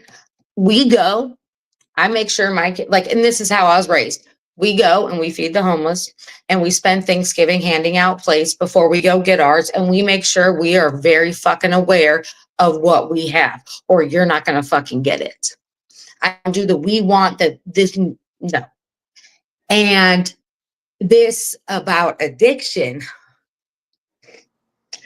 Oh, that's really nice that you help people. That's wonderful. I am a recovering addict. Not something I really wanted to post online and be all over here. When you guys see me drinking beers, those are 0.0 alcohol Michelob Ultras because it just tastes good from time to time. And you mine is know pure what? alcohol. Not, huh? I'm just messing with you. That's a good thing. I'm Oh, actually proud that you're not drinking not, no more. not, and you know what? Yes, unfortunately, due to the way our cities are laid out with projects and low income places, yes, it is harder for Black people to find those resources, but it's also harder for white people. You go into Hamilton County with just a tiny bit of drugs, you're fucked. Versus where And Marion County lets you out.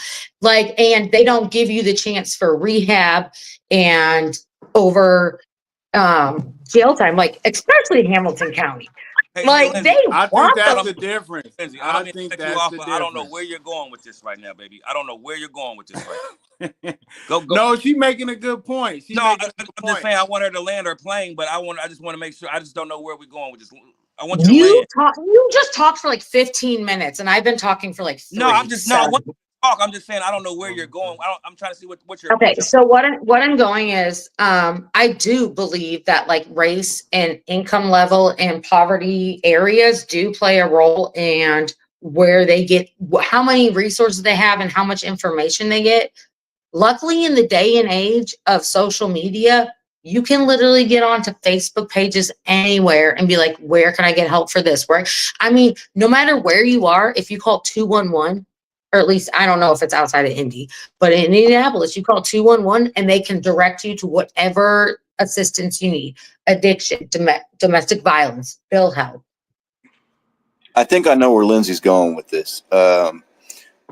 Saying that, if you go back 20 years ago when we didn't have the internet, we didn't have this, that, and the other. If you're from the hood and you're stuck in the hood, and all you know is that you really don't have a bunch of access to be able to come out of that or learn new things. But nowadays, is what she's saying, is since we got Facebook and the internet, and we got all these different things like, and access to jobs and things like, there are no racial, there are, I'll call them like kind of invisible racial barriers nowadays. But there's no laws saying that you can't do nothing. And if you're still stuck in that mindset, it's almost your fault. And I I agree just with feel that. again, Here's oh, my thing. go ahead. Because I agree with what you said and AJ What said. what Evan's saying is once Black people get to a certain stance, like they're gonna try to stop them. Here's my thing. I think once you get to that certain like echelon, it's all war and everybody's trying to stop you. And because we have this notion in our mind, this perception, when we get there, oh, it's black, we're trying to stop us because they're black. If you're white, they're trying to stop you because it's all competition. One thing Mm-hmm. I learned about just being like managing rappers and stuff like that, once you get to, or just when I've hooped, once I got to a certain echelon, it was all hate. I would have a game where I would try to hit 10 threes. Somebody else is trying to hit 10 threes. It's all competition. I wouldn't say it's hate, it's competition. And they're all trying to knock everybody off because their identity, let's talk about identity now, is trapped into what they're doing. This is why they become gatekeepers. Their identity is trapped in being a hooper. My identity was trapped in being a hooper. When I stopped playing basketball, I didn't know who I was. So once you get to a certain place, it's nothing but competition and war. No matter how, the higher you get, it's more war than anything. I don't care if you're the president of the United States. Right now, Trump is dealing with Israel and Bibi Yahoo and all them because it's war. No matter how you get there, it's always people up there trying to take your spot. So it does not matter where you go. We want to take it personal, like it's a black thing or it's a man thing or it's a perfect example. It's a woman thing. Women be like, if I get into this place, as men are trying to hold me back. Well, men are the same exact way with men than they are with you, but you haven't experienced that because you don't understand the competition that's going on at this level. It gets harder. So I understand what you're saying, but true. in the information age in 2025, like she was saying and like he was saying, you can do whatever you want to do. And when you get to that top, you should be expecting more, like, what is it? New devils, new levels. You should be Right. expecting the evil to get higher and higher. Like we're dealing with Epstein list type stuff. The higher you get, you know what I'm saying? It's more blackmail. It's more I, crazy stuff. I want to piggyback off what you're saying because I'm gonna let you get Lindsay look because you look like you ready to explode over there, but it's totally different. Like P was saying, back in the day, black people didn't have resources, and most of the time, you see more blacks on welfare and assistance than you seen white people. Now it's almost like an even playing field. Like now, when I go to the store, I see more white people with food stamp cards than I do black people. Even though I know there's still black people that have the EBT cards more than white people, but you see more white people in the stores using that EBT card more than ever now. And I agree. The way we look at things is totally different because yes, we should be able to do anything we want to right now in this day and age because we do have resources, we do have technology to where we should be able to push it. Look at these young dudes. They don't have, some of them don't have the smarts, but they know how to make money. You know what I mean? But They know somebody how to needs to make teach them money. how to. Yeah, somebody needs to teach them how to use that skill to make money in an honest way, and that's possible. You know, like we were talking about with the resources, they are already figuring out how to be effective salesmen. So let's transition them into something sales wise that they can do where they ain't got to hide their money, things like Well, that. let's look at facts too. White people, it's been more white people on welfare since welfare started. It's 70% white people out here to Yeah, 13% black people. We got to look at the numbers and tell the truth. It's always been more white people on welfare and having these problems than it's ever been black people. but Like what's the what we percentage? do is see proximity, and we see our aunties and uncles and everybody else on welfare and with food stamps, and we in the hood buying food stamps from people, but we're not in the Hicks and we're not in the trailer parks and all this and all that to see the extra poor white people that are doing the same exact thing. It's still classism. Like we fighting this cultural war, but the reality of it is it's still classism, still low class, middle class, and high class. And that's just what it is. Let me before you say something, Lindsay, let me say one thing real quick. So when y'all hear stories about people putting in applications and getting denied because of their race, y'all think that's about something different? No, I think it's made up. Yeah, I don't think that's true at all. I think it's made up too. I think it's a Yep, perception it thing. is. Now, And why would somebody do ask that? Why that would somebody question, make that up? And Evan. Ask that hold on. question 10 years ago or 20 years ago. Then we probably have a different take on it. But right now, I How say about this? How about all of us go ask for a loan tomorrow and see who gets it? Jetty just got sixty It, thousand dollars in loans. well, Who has the best business plan for their loan? well, Who no, got no, good no. It ain't credit? even that. It's you got to have a credit score, man. Yes, If who you got got a good Yep. credit? 700, credit is Jetty if you just got right. sixty Credit thousand is dollars in loans, and I'm teaching the black community how to do this. If you want to be a rapper, we can get your credit together, and then instead of going to the record labels and getting hundreds of thousands of dollars and owing them, why don't you just owe the bank and you can actually go bankrupt and do whatever you want to do? So yeah, it's just knowledge, bro. Like I promise you, Jetty facts. just got $60,000 in loans. That's what's up. That's what's up. Hell yeah, That's yeah.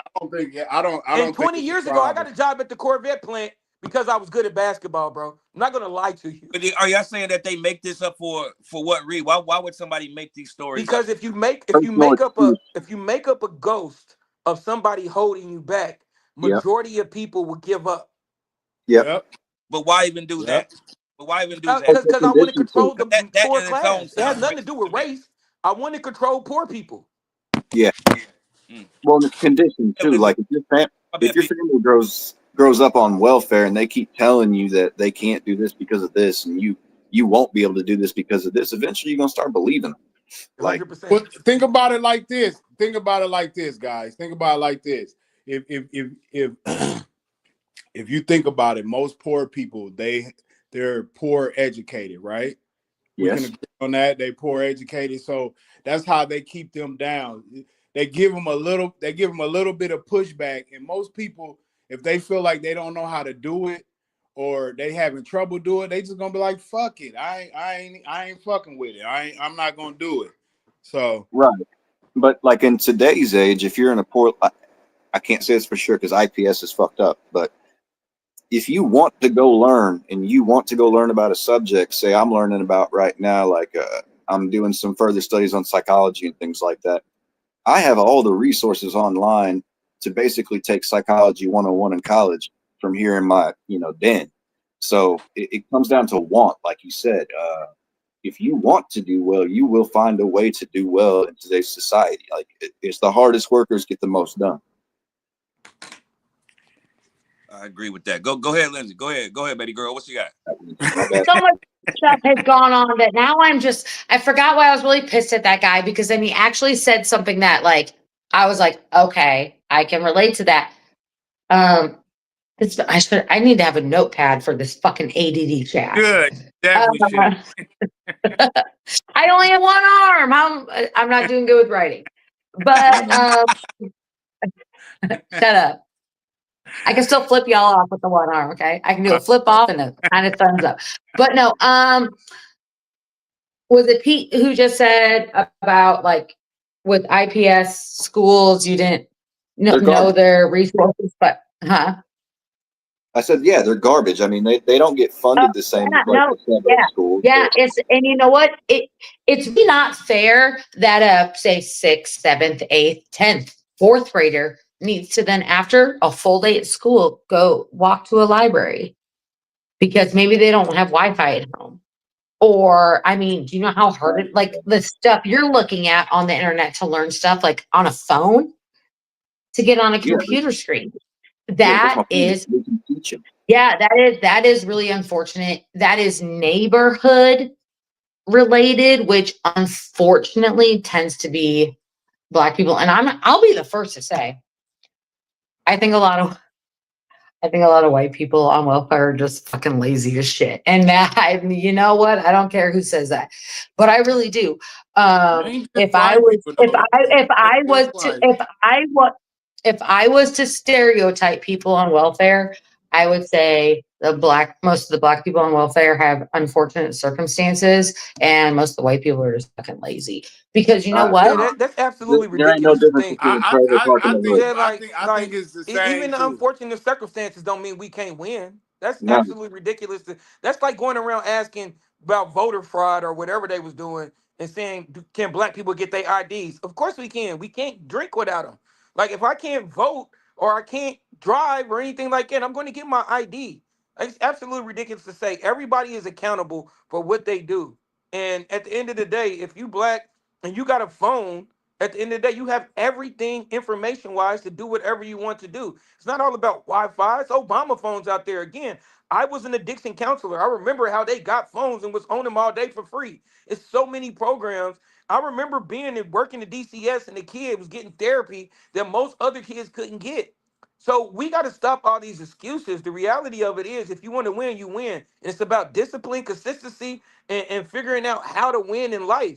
I can't tell a Black person you're not gonna win because you're Black. That's ignorant to me. Like you can win at anything you want to win at. Like Red Pill, what you got on this topic, baby? You been a little quiet for us. What you got on this? I apologize, man. I got caught up in something else, but I'll tell you like this. I'm with AJ 100%. Bro, it ain't no reason to lose no more. It really ain't. And I don't like these pro-Black people. Because let me tell you something about pro-Black people. 9 times out of 10, I'll be like, drop your zip code. I don't know if I was telling y'all this last time we was talking. I said, drop your zip code. You ain't even from poverty and you complaining. You you had your own bathroom. You can't talk to me about no motherfucking poverty. What are you talking about? A lot of motherfuckers be just complaining. They sheep. We have to understand that 85% of the world is sheep. That's it. That's nice. 10%. That's nice. 10%. That's generous. That's a fair number, right? Yeah, that's fair. That's a fair number. But that's 10%. what I mean. But that's go ahead. I mean, Red Pill. That's what I mean about us using certain situations to our advantage and not using it in the way where our ancestors appreciate what they went through. Because we can't, yeah. And AJ said it a couple times, not even on this podcast, but before. We can't make excuses for each other no more, because even if somebody tell us no, that doesn't mean we still doesn't have different avenues to get what we want. You know what I'm saying? And like 2Key said, man, this generation is spoiled because how we grew up, it was all about discipline, man. You know what I'm saying? It was one voice in the house, and that was the dad or that was the mom. If she said something, that was law, regardless. That's the law. Yeah, that's the law. And this is the scary part. This is the. Let me say my bad, Liz. Let me say this real quick. You can jump in. Let me just, because it's quick. It's real quick. The problem is the sheep's got mics now. Yeah. And that's what That's the fucked up part, man. When a Dropping sheep, is easy. the sheeps or the they the leaders, and that's scary, bro. You got people that they got malice in their heart and try to and claim to guide people, bro. It's dangerous, cause like people And that people that say the truth is the enemy now. It's Yep. it's wild, bro. I wanted to piggyback on something AJ said earlier. He was talking about how he worked. He's AJ. Explain it again real quick. Who are the people that you worked with? You were talking. You didn't say ex-cons, did you? You said like. I did. I work with ex-cons too. A lot of them got out of jail because they said they were addicts. Like they was like, I'm addicted to weed, and then they came to the center, and I was like, you're addicted to what? And I Yeah. would talk to them, and it just they knew the game better than everybody else. I'm like, who Yeah. isn't addicted to weed? Like, what are you talking about? But the reality of it is, they knew the game better than everybody else. So if they can learn the game, you can learn the game. So yeah, what I was saying to make sure I had you right is I used to do some work shit with some ex-cons back in the day. A couple of them were homies, most of them weren't. And my job basically that I made for myself was to go pick them up because they didn't have a ride, take them to work, teach them how to work, and then try to keep an eye on them afterwards to see what they're doing. These motherfuckers come straight out of jail are having better luck. I wouldn't even say luck. They just got better motivation and they got better hustle than most of the people I know that have never been. So it doesn't really matter where you're from. These guys spent, the last 6-7 years sitting in a cage rotting, but as soon as they got out, they were on it. They had things to do. So I And don't think especially if you driven, that don't matter what you do, bro. If you in a right. good place. Let me say this about IPS though. 20 years ago, I was in IPS. Maybe like 25 years ago, I was at Manual my freshman year. I had so many friends graduate from tech with they barber license and they beauty license where they can do hair and cut hair. It was so many different things. IPS hasn't always been trash. The trash part is when the education starts shifting to being activists instead of teaching people trades. We took shop, we took home ec, we took barbering, we took all like when I was at Warren, we had a whole career center. So we took all these things out of school and started teaching kids like Black Lives Matter and all this dumb shit. That's what fucked the education system up. And then Hillary and all them coming in, no kid or no child left behind. When kids are fucked up in school, suspend their ass. Like if they're Yep. not gonna make it, they're not gonna make it. But you fucking the whole school up, that was crazy. And I was a teacher. I was a teacher before I was a counselor. Like I did all these things, man. I worked with kids for 20 years. So when I was in How old IPS, are you? I'm 45. You did a lot of stuff in like 25 years. I'll say Yeah, that. I was good at basketball. Yeah. I traveled. I spoke to I did a whole lot of motivational speaking with children. I spoke to over like 1,500 different youth organizations and schools throughout the world. You got a book. Wrote a book. You I got a got my book there. master's in counseling. I was a teacher. And now all I do is manual labor. Like I'm in Alabama right now cleaning dryer vents. And I'm working, and it's funny because a kid came outside and he acted like he was Spider-Man, and I climbed the ladder and played with him like he was Spider-Man. Like, it don't matter. I can do anything. I was good at sports, and my family taught me how to get the money. You're gonna get the money. My best friend owns 2 tire shops. Like, all we do is talk about getting money every day. I got an artist right now who's probably about to be the #1 artist in the city, if not the nation. And it's just like I got information. I don't withhold the information. I tell them. And that's what you're supposed to do. If you Yeah. want, And I excuse me, like if Hey you want Jay, your culture to be I good, like tell you them the say that because information. niggas hey, is on some the game is to be sold, not to be told shit. Not I never you like that. broke gatekeeping ass niggas, man. Never like that quote. Do Hey, you my know niggas what? call Do you know what gatekeepers the new slave gatekeeping do owners. to you? You know what gatekeeping do to you? Turn Gatekeeping get you tied up. yeah. And it halts your knowledge. Gatekeeping turn you into the enemy because especially if you somebody from where you from and you not breaking bread, bro, you not no ally no more. No, you are the When new slave owner. My boy said people want to be gatekeepers because they want to be the new slave owners. And I was like, that might be the most genius thing I ever heard. No, real talk, bro. And bro, I'm not no like, bro. I'm just a person. I do shit like when I'm listening to you say, bro. That's like familiar. You know what I'm saying? So it's like I know that, and a lot of people got love for me for that.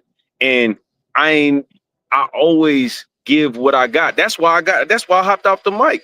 This dude, he was listening to our conversation when I walked to the store, and like I had to break bread with him. That's the only reason I went on mute, because I'm sitting there talking to him for 20, 30 minutes. You feel me? Because I didn't want to disrespect the show, but bro, like he was intrigued by what we was talking about. So I just, you know what I'm saying, talk to him because he just like, he was so pessimistic and shit. And I'm like, bro, wake up, my nigga. Like, you cool. He a white dude from Oklahoma. He got some bread, some land. I'm like, cuz you up.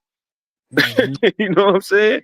I will say But this though, he's not wrong for feeling that way because in the information age, the overload of negative information will make you feel like if they telling you climate change is gonna end the world in 12 years and everybody in power is evil, all billionaires are evil, it will put a negative connotation on your brain right. if you just pay attention to all the things instead of saying Any how can I get it? any negative any negative information that you hear every day. That's why the news is so important to old folks. You know what I'm saying? They think the news is law. Whatever Yep. they feel like something's happening on the east side on 42nd and Post, they're gonna be like, nah, we shouldn't go down there. And we can Well, all I go mean, down there you shouldn't go and be down there cool. old. Right. Well, it's also people And talking about shit they don't know about. Like if you've never been to the hood and you've never spent any time there, you have no business talking about what goes down there, how to fix it. Like right. so, like Your Eric vantage said, point like is there. yeah, you look at the news and the news is just going to basically say, you know, in so many words, if you go to 42nd and Post, your car's going to get shot up, and everybody thinks, well, shit, I can't drive to 42nd and Post, I'm going to get shot up. And but if you've never been to 42nd and Post, you wouldn't know that if you mind your fucking business and do what you're doing, you're fine. So Yeah, don't leave your car running when you You're go in. not, Either yeah, don't leave Right. your car. Exactly. And you're only and, and gonna you, get Hey, shot up if Hold you on, don't hold leave on, your hold on. car running, jumping, People running gonna, at the gas I go station. gotta ahead. go hey, pick it up. Lindsay, I you, want you, to close it out and wrap it up because we've been on here an hour and a half. I want Lindsay All to right, wrap go ahead, Lindsay. I Go know ahead. y'all keep cutting me off. Like, listen, now that AJ dude, like every other thing he says is legit, but every other thing he says is pretty bullshit. And this is what I'm gonna say, and I'm gonna end it like this. So we talked about pride originally. The opposite of pride is humility. It's accepting. Humility is being grateful for what you have. You can be envious of what other people have, but you can't let that ruin your life. So that's what I teach my kids. Yeah, she's got that. I mean, maybe someday that'd be cool, but you know what? We got this, or we could get this that's way worse. So be grateful for the where the fuck you're at. So that's where I am with pride. And if you want to do with pride with color, you know what? I don't think it's color related, it's history related. My grandparents contributed to this world, and I think that's fucking awesome. And I hope that I contribute to this world, and my children are like, man, I'm proud of my mom. She did some shit. You know what's going. You And so know what's going on, Lindsay. You want to know what's really going on? Is that your ancestors who may or may not did some bad things to black people, and now their kids they're listening to the culture music, you know, and they like, nah, this ain't it. But it's the opposite. I'm See, I'm the first one to venture out of the color. I broke the family mold for generations upon generations upon generations. And even in my cousin, all the cousins, I'm the only one who dipped outside of the pool. So that's well, not well, an issue. there goes that check. you just There you goes that see check. you just said it. You just There goes said the it. what? You just said There it. goes that check. What? You just said There it. goes that Yeah, You life yeah. just insurance said check. What? it. No one will be proud of me. But like as far as like the kids and the school and the awareness and all that stuff, like the last topic, Ski got so upset 'cause we were focusing on animals. And this really makes me focus on kids and stuff. Because it doesn't matter where you're from. You can be unfortunate. Because I mean, if you guys all look at me, where do you guys think I'm from? What's my stereotype? the Like block. Triple D USA. I saw the Newports. I know Well, you from the hood. no, I'm that not. don't mean nothing. My parents are upper middle class parents. I was Yeah, raised I in was the finna say middle suburbs. class. I And was about to I say and I had, you know what? I had a great life. And then I just wanted to be an asshole child. And I was like, I'm fucking She also has a great rack. That great. drugs. And I started acting all crazy and not like paying attention to real life around me. And I've been to 42nd and Post. I've been to 38th and Post. Those Jameson Towns apartments. I was in there all the time. Not a good place. Your car getting shot up is kind of one of like not that bad of a situation that can happen, especially if you're not in. That's a terrible situation. But So why did I'm you very do? much, Why did you do you that though? Like why? Because I had a homie like that too. He was know, man. He lived in a mini mansion. Like they had bread. His pops ended up being the mayor and all that. And I'm like, bro, why you down here with us? Yeah. It's the Culture. fascination, man. It's the Culture. opposite. It's the Culture did that opposite. to him. Yeah, Crazy, bro. I couldn't even understand that shit. it's the Like you. opposite. Give us that answer, Lindsay. Answer that question, Lindsay. I Why would said you it never? earlier in the podcast. You know what? I'm an addict, and my mindset told me there's a bigger world outside of this Buffalo. Which Buffalo, I mean, it's Buffalo's like their violence is nothing like here in Indianapolis, and like their racism. Buffalo's pretty legit of a city to live in. Not, And not if then you I let was in not the if you let Benny the, suburbs. not if you Oh, let this Benny is the butcher tell it. Go ahead. I'm sorry. Yeah, I'm about to say Griselda. Don't say that. Go ahead. and this is when Noblesville had nothing. Like it was my house was cornfields until you got to Deer Creek. Like there was nothing to do. So we got fucking high and we went to Walmart and we went Steak and Shake and White Castle because that's all there was. And so Yeah, but once you leave and move out, then the whole city was we were So, nine. So I was first, 90. I moved let me into the on city top of 90. why go to top 42nd of and what Post? Red Pill was asking. So Right. you come from a great background. You go to the Jameson Apartments one time because you want to see what it's like, right?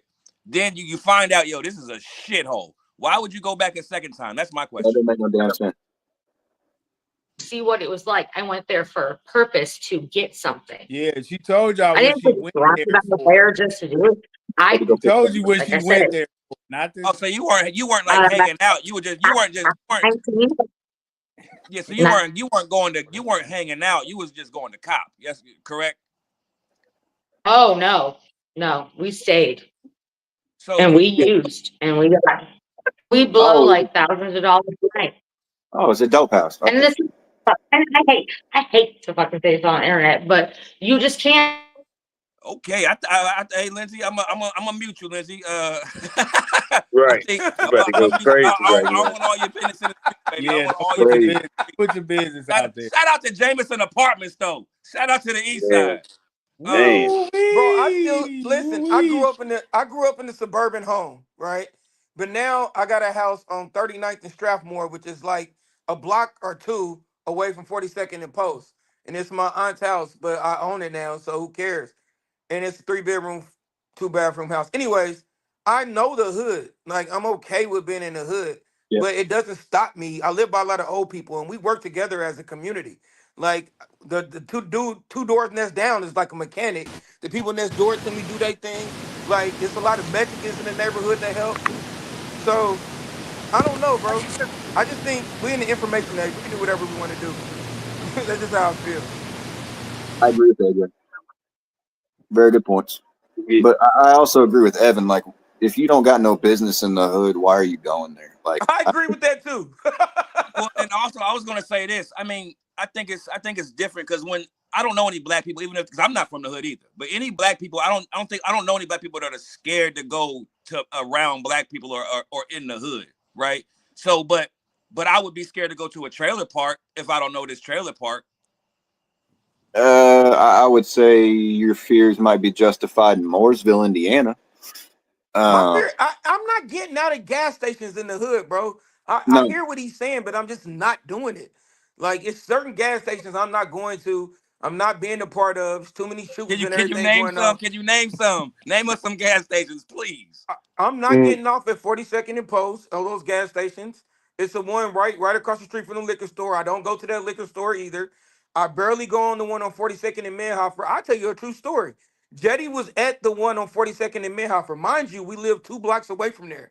He's at Right. the gas station. He gets out to walk in to get something, and some young dude starts shooting the place up. yep. The messed up part about it is we had just talked to the young dudes like a year ago about stop carrying sticks in the hood. Like the old people see you. So like that's what I'm saying. Like I'm just not. You gotta be aware of your surroundings, and you gotta be cognitive of where you at. Like it's not racist or anything like that to put yourself in the to have To discernment. have Like awareness. To have yeah, awareness. awareness. Like at the end, I'm not about to be at these gas stations just chilling and like like I'm not doing it. I'm Hey, not even hey, stopping. the same gas station you talking about on Midhoffer. I was about to pull up there one day. There was a Haitian nigga with no shirt on and a switchblade. I said, nah, I'm cool. We just standing by the front door. Just standing by the front door. I said, nah, I'm good. I'll go somewhere else. I hit the I'm good. So it's one. I go to the one on 38th and Midhoffer, the BP one, because I'm used to the people there, and it's like round the corner, like a block away from where I stay. Right, right. But if I wasn't used to them, I don't go to the one across the street, bro. I was at the one across the street in the morning, and the dude was like, "Yo, these motherfuckers about to know what Pofo really is. These motherfucking foreigners." And I'm like, "I'm fucking out of here. Like, y'all about to? What are y'all doing? I don't want to be a part of this." They Like, on they on that stick, boy. That sound like they on that stick. man, I was out. It was 7 o'clock in the morning, bro, and niggas is arguing with niggas, and I'm like, "Yo, I'm out, bro." Like, I just went there to like literally grab some hookah or something because I had the day off. I just wanted to smoke hookah and chill in my crib and watch and watch and watch videos so we can figure out what to do musically. And I'm like, "Yo, I'm out, bro. This shit's getting wild." Yeah, listen to this shit, Age. I go to the one on 42nd and Franklin. There's a VPR on 42nd and Franklin. Nigga, 5 little of these niggas walk in smoking blunts to the face. Got a pill, what's they called, a Dr. Dre pill. Yeah, Playing some music loud. 7 of these niggas walking all black. All of them strapped. And I mean strapped. I ain't talking about handguns. I'm talking about that shit. I'm like, yo, what are y'all niggas doing? They talking about, hey, can we shoot a music video in here? The Arab nigga looked scared to death. He's no. All he could tell these niggas was, I ain't the boss. I ain't the boss. These niggas was literally smoking a blunt. Old people filling out their lottery tickets and shit. They got their guns in the air. They record. I said, man, y'all little niggas is wild, man. I don't get Hey, it. man, you know what I do when I see crazy YNs? I speak to him. What up, little homie?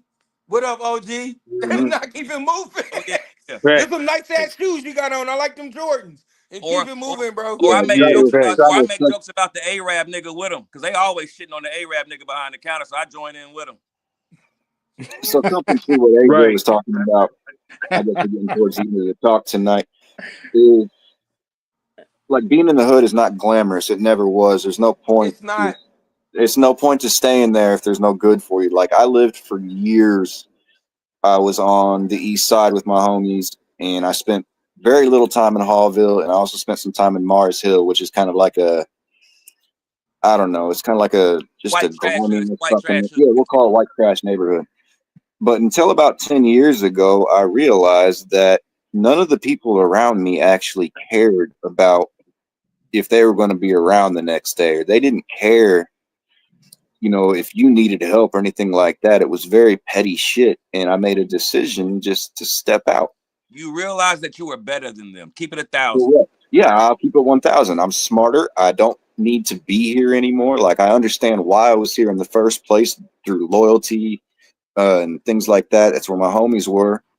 But at the end of the day, if I wanted to progress, I had to get out of that mindset. The only way to get out of that mindset is to leave that area, leave those areas in general. Simple as that, y'all. Simple as that, man. Anybody else got anything to say before we wrap this shit up, before EK take us out?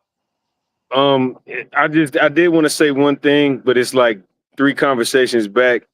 It's Take your time. don't start your day with looking at the news. I learned that from I can't remember who I learned it from, but like you start your day with negativity, and that's like one of the things that kind of controls you psychologically, because you wake up and you see last night there was 4 armed robberies, and you hear all that bullshit.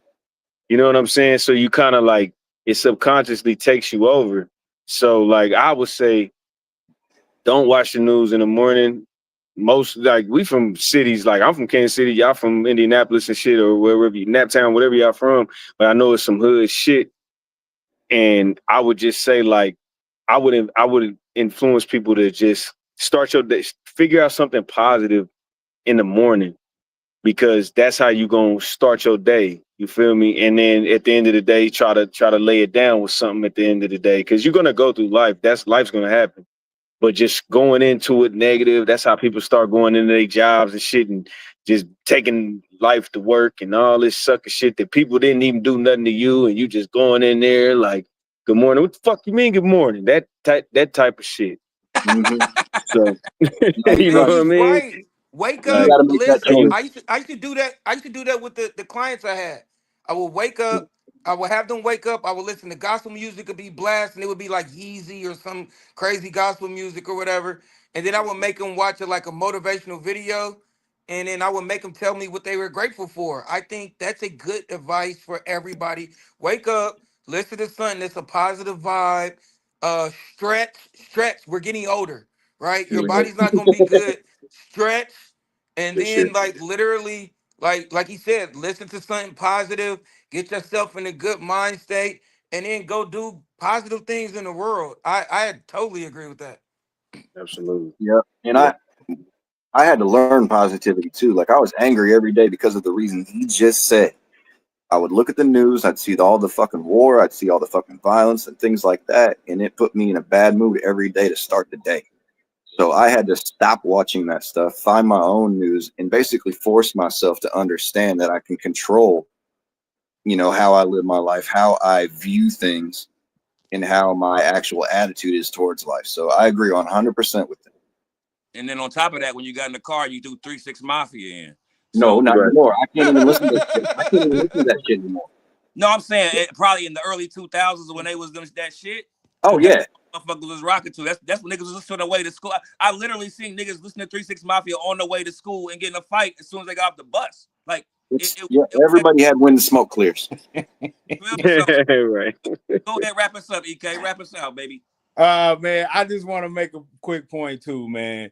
I mean, at the end of the day, man, that's why growing up, at first we wanted to watch the news just to see what's going on in the city. But I realized every time what you watch on the news is always violence or something in the place where you stay in, where you see violence. So they make our elders think that that's what's going on every single day. But yeah, man, I don't fucking watch the news anyway, man. And I encourage everybody. Let's see, in a week, can you stay off social media for a whole week? That's Mm. the real killer. It ain't the news no more. It's social media, man. It's killing people out here. Oh yeah. We can cover that next It week. ain't. But It's social media, everything. The media is bad too. the You're media is right. It is terrible. bad. It's an agenda. But Yep. I want to appreciate everybody coming on here. Red Pill, Man, AJ, love. Dizzy P, my man NOOZ, and I am EK, and I appreciate y'all watching the Let You Know podcast, man. Please like and subscribe. Please hit us up. Come on the show, man. We want you. Come on. And Come on, share Hey, the can man. I say one podcast. more If you thing before watch we it, get off? share it. Yeah, go Love. ahead, AJ. Okay, so I just looked up my subscriptions. Go to Motivation Madness, and it'll help you in the morning. And one of the things my friend who's a trainer says, you can't outwork a bad diet. Now you can't outwork a bad spiritual diet too. So you have five gates. You have your eyes, your ears, your taste, your feel, and your sight. That's the eyes. So ears, smell, right? So what you're watching is a bad diet of what you're doing. Intentionally go and watch positive things. Listen to, like Kanye talked about how the 808s in music is like a negative thing, like listen to positive music. Put yourself in a positive mode when you wake up in the morning. I just gave you a good channel, Motivational Madness. You can go listen to that and understand what you engulf as a human. It matters. So make sure you know what's guarding your five gates and utilize that. Yes, sir. Letchaknow.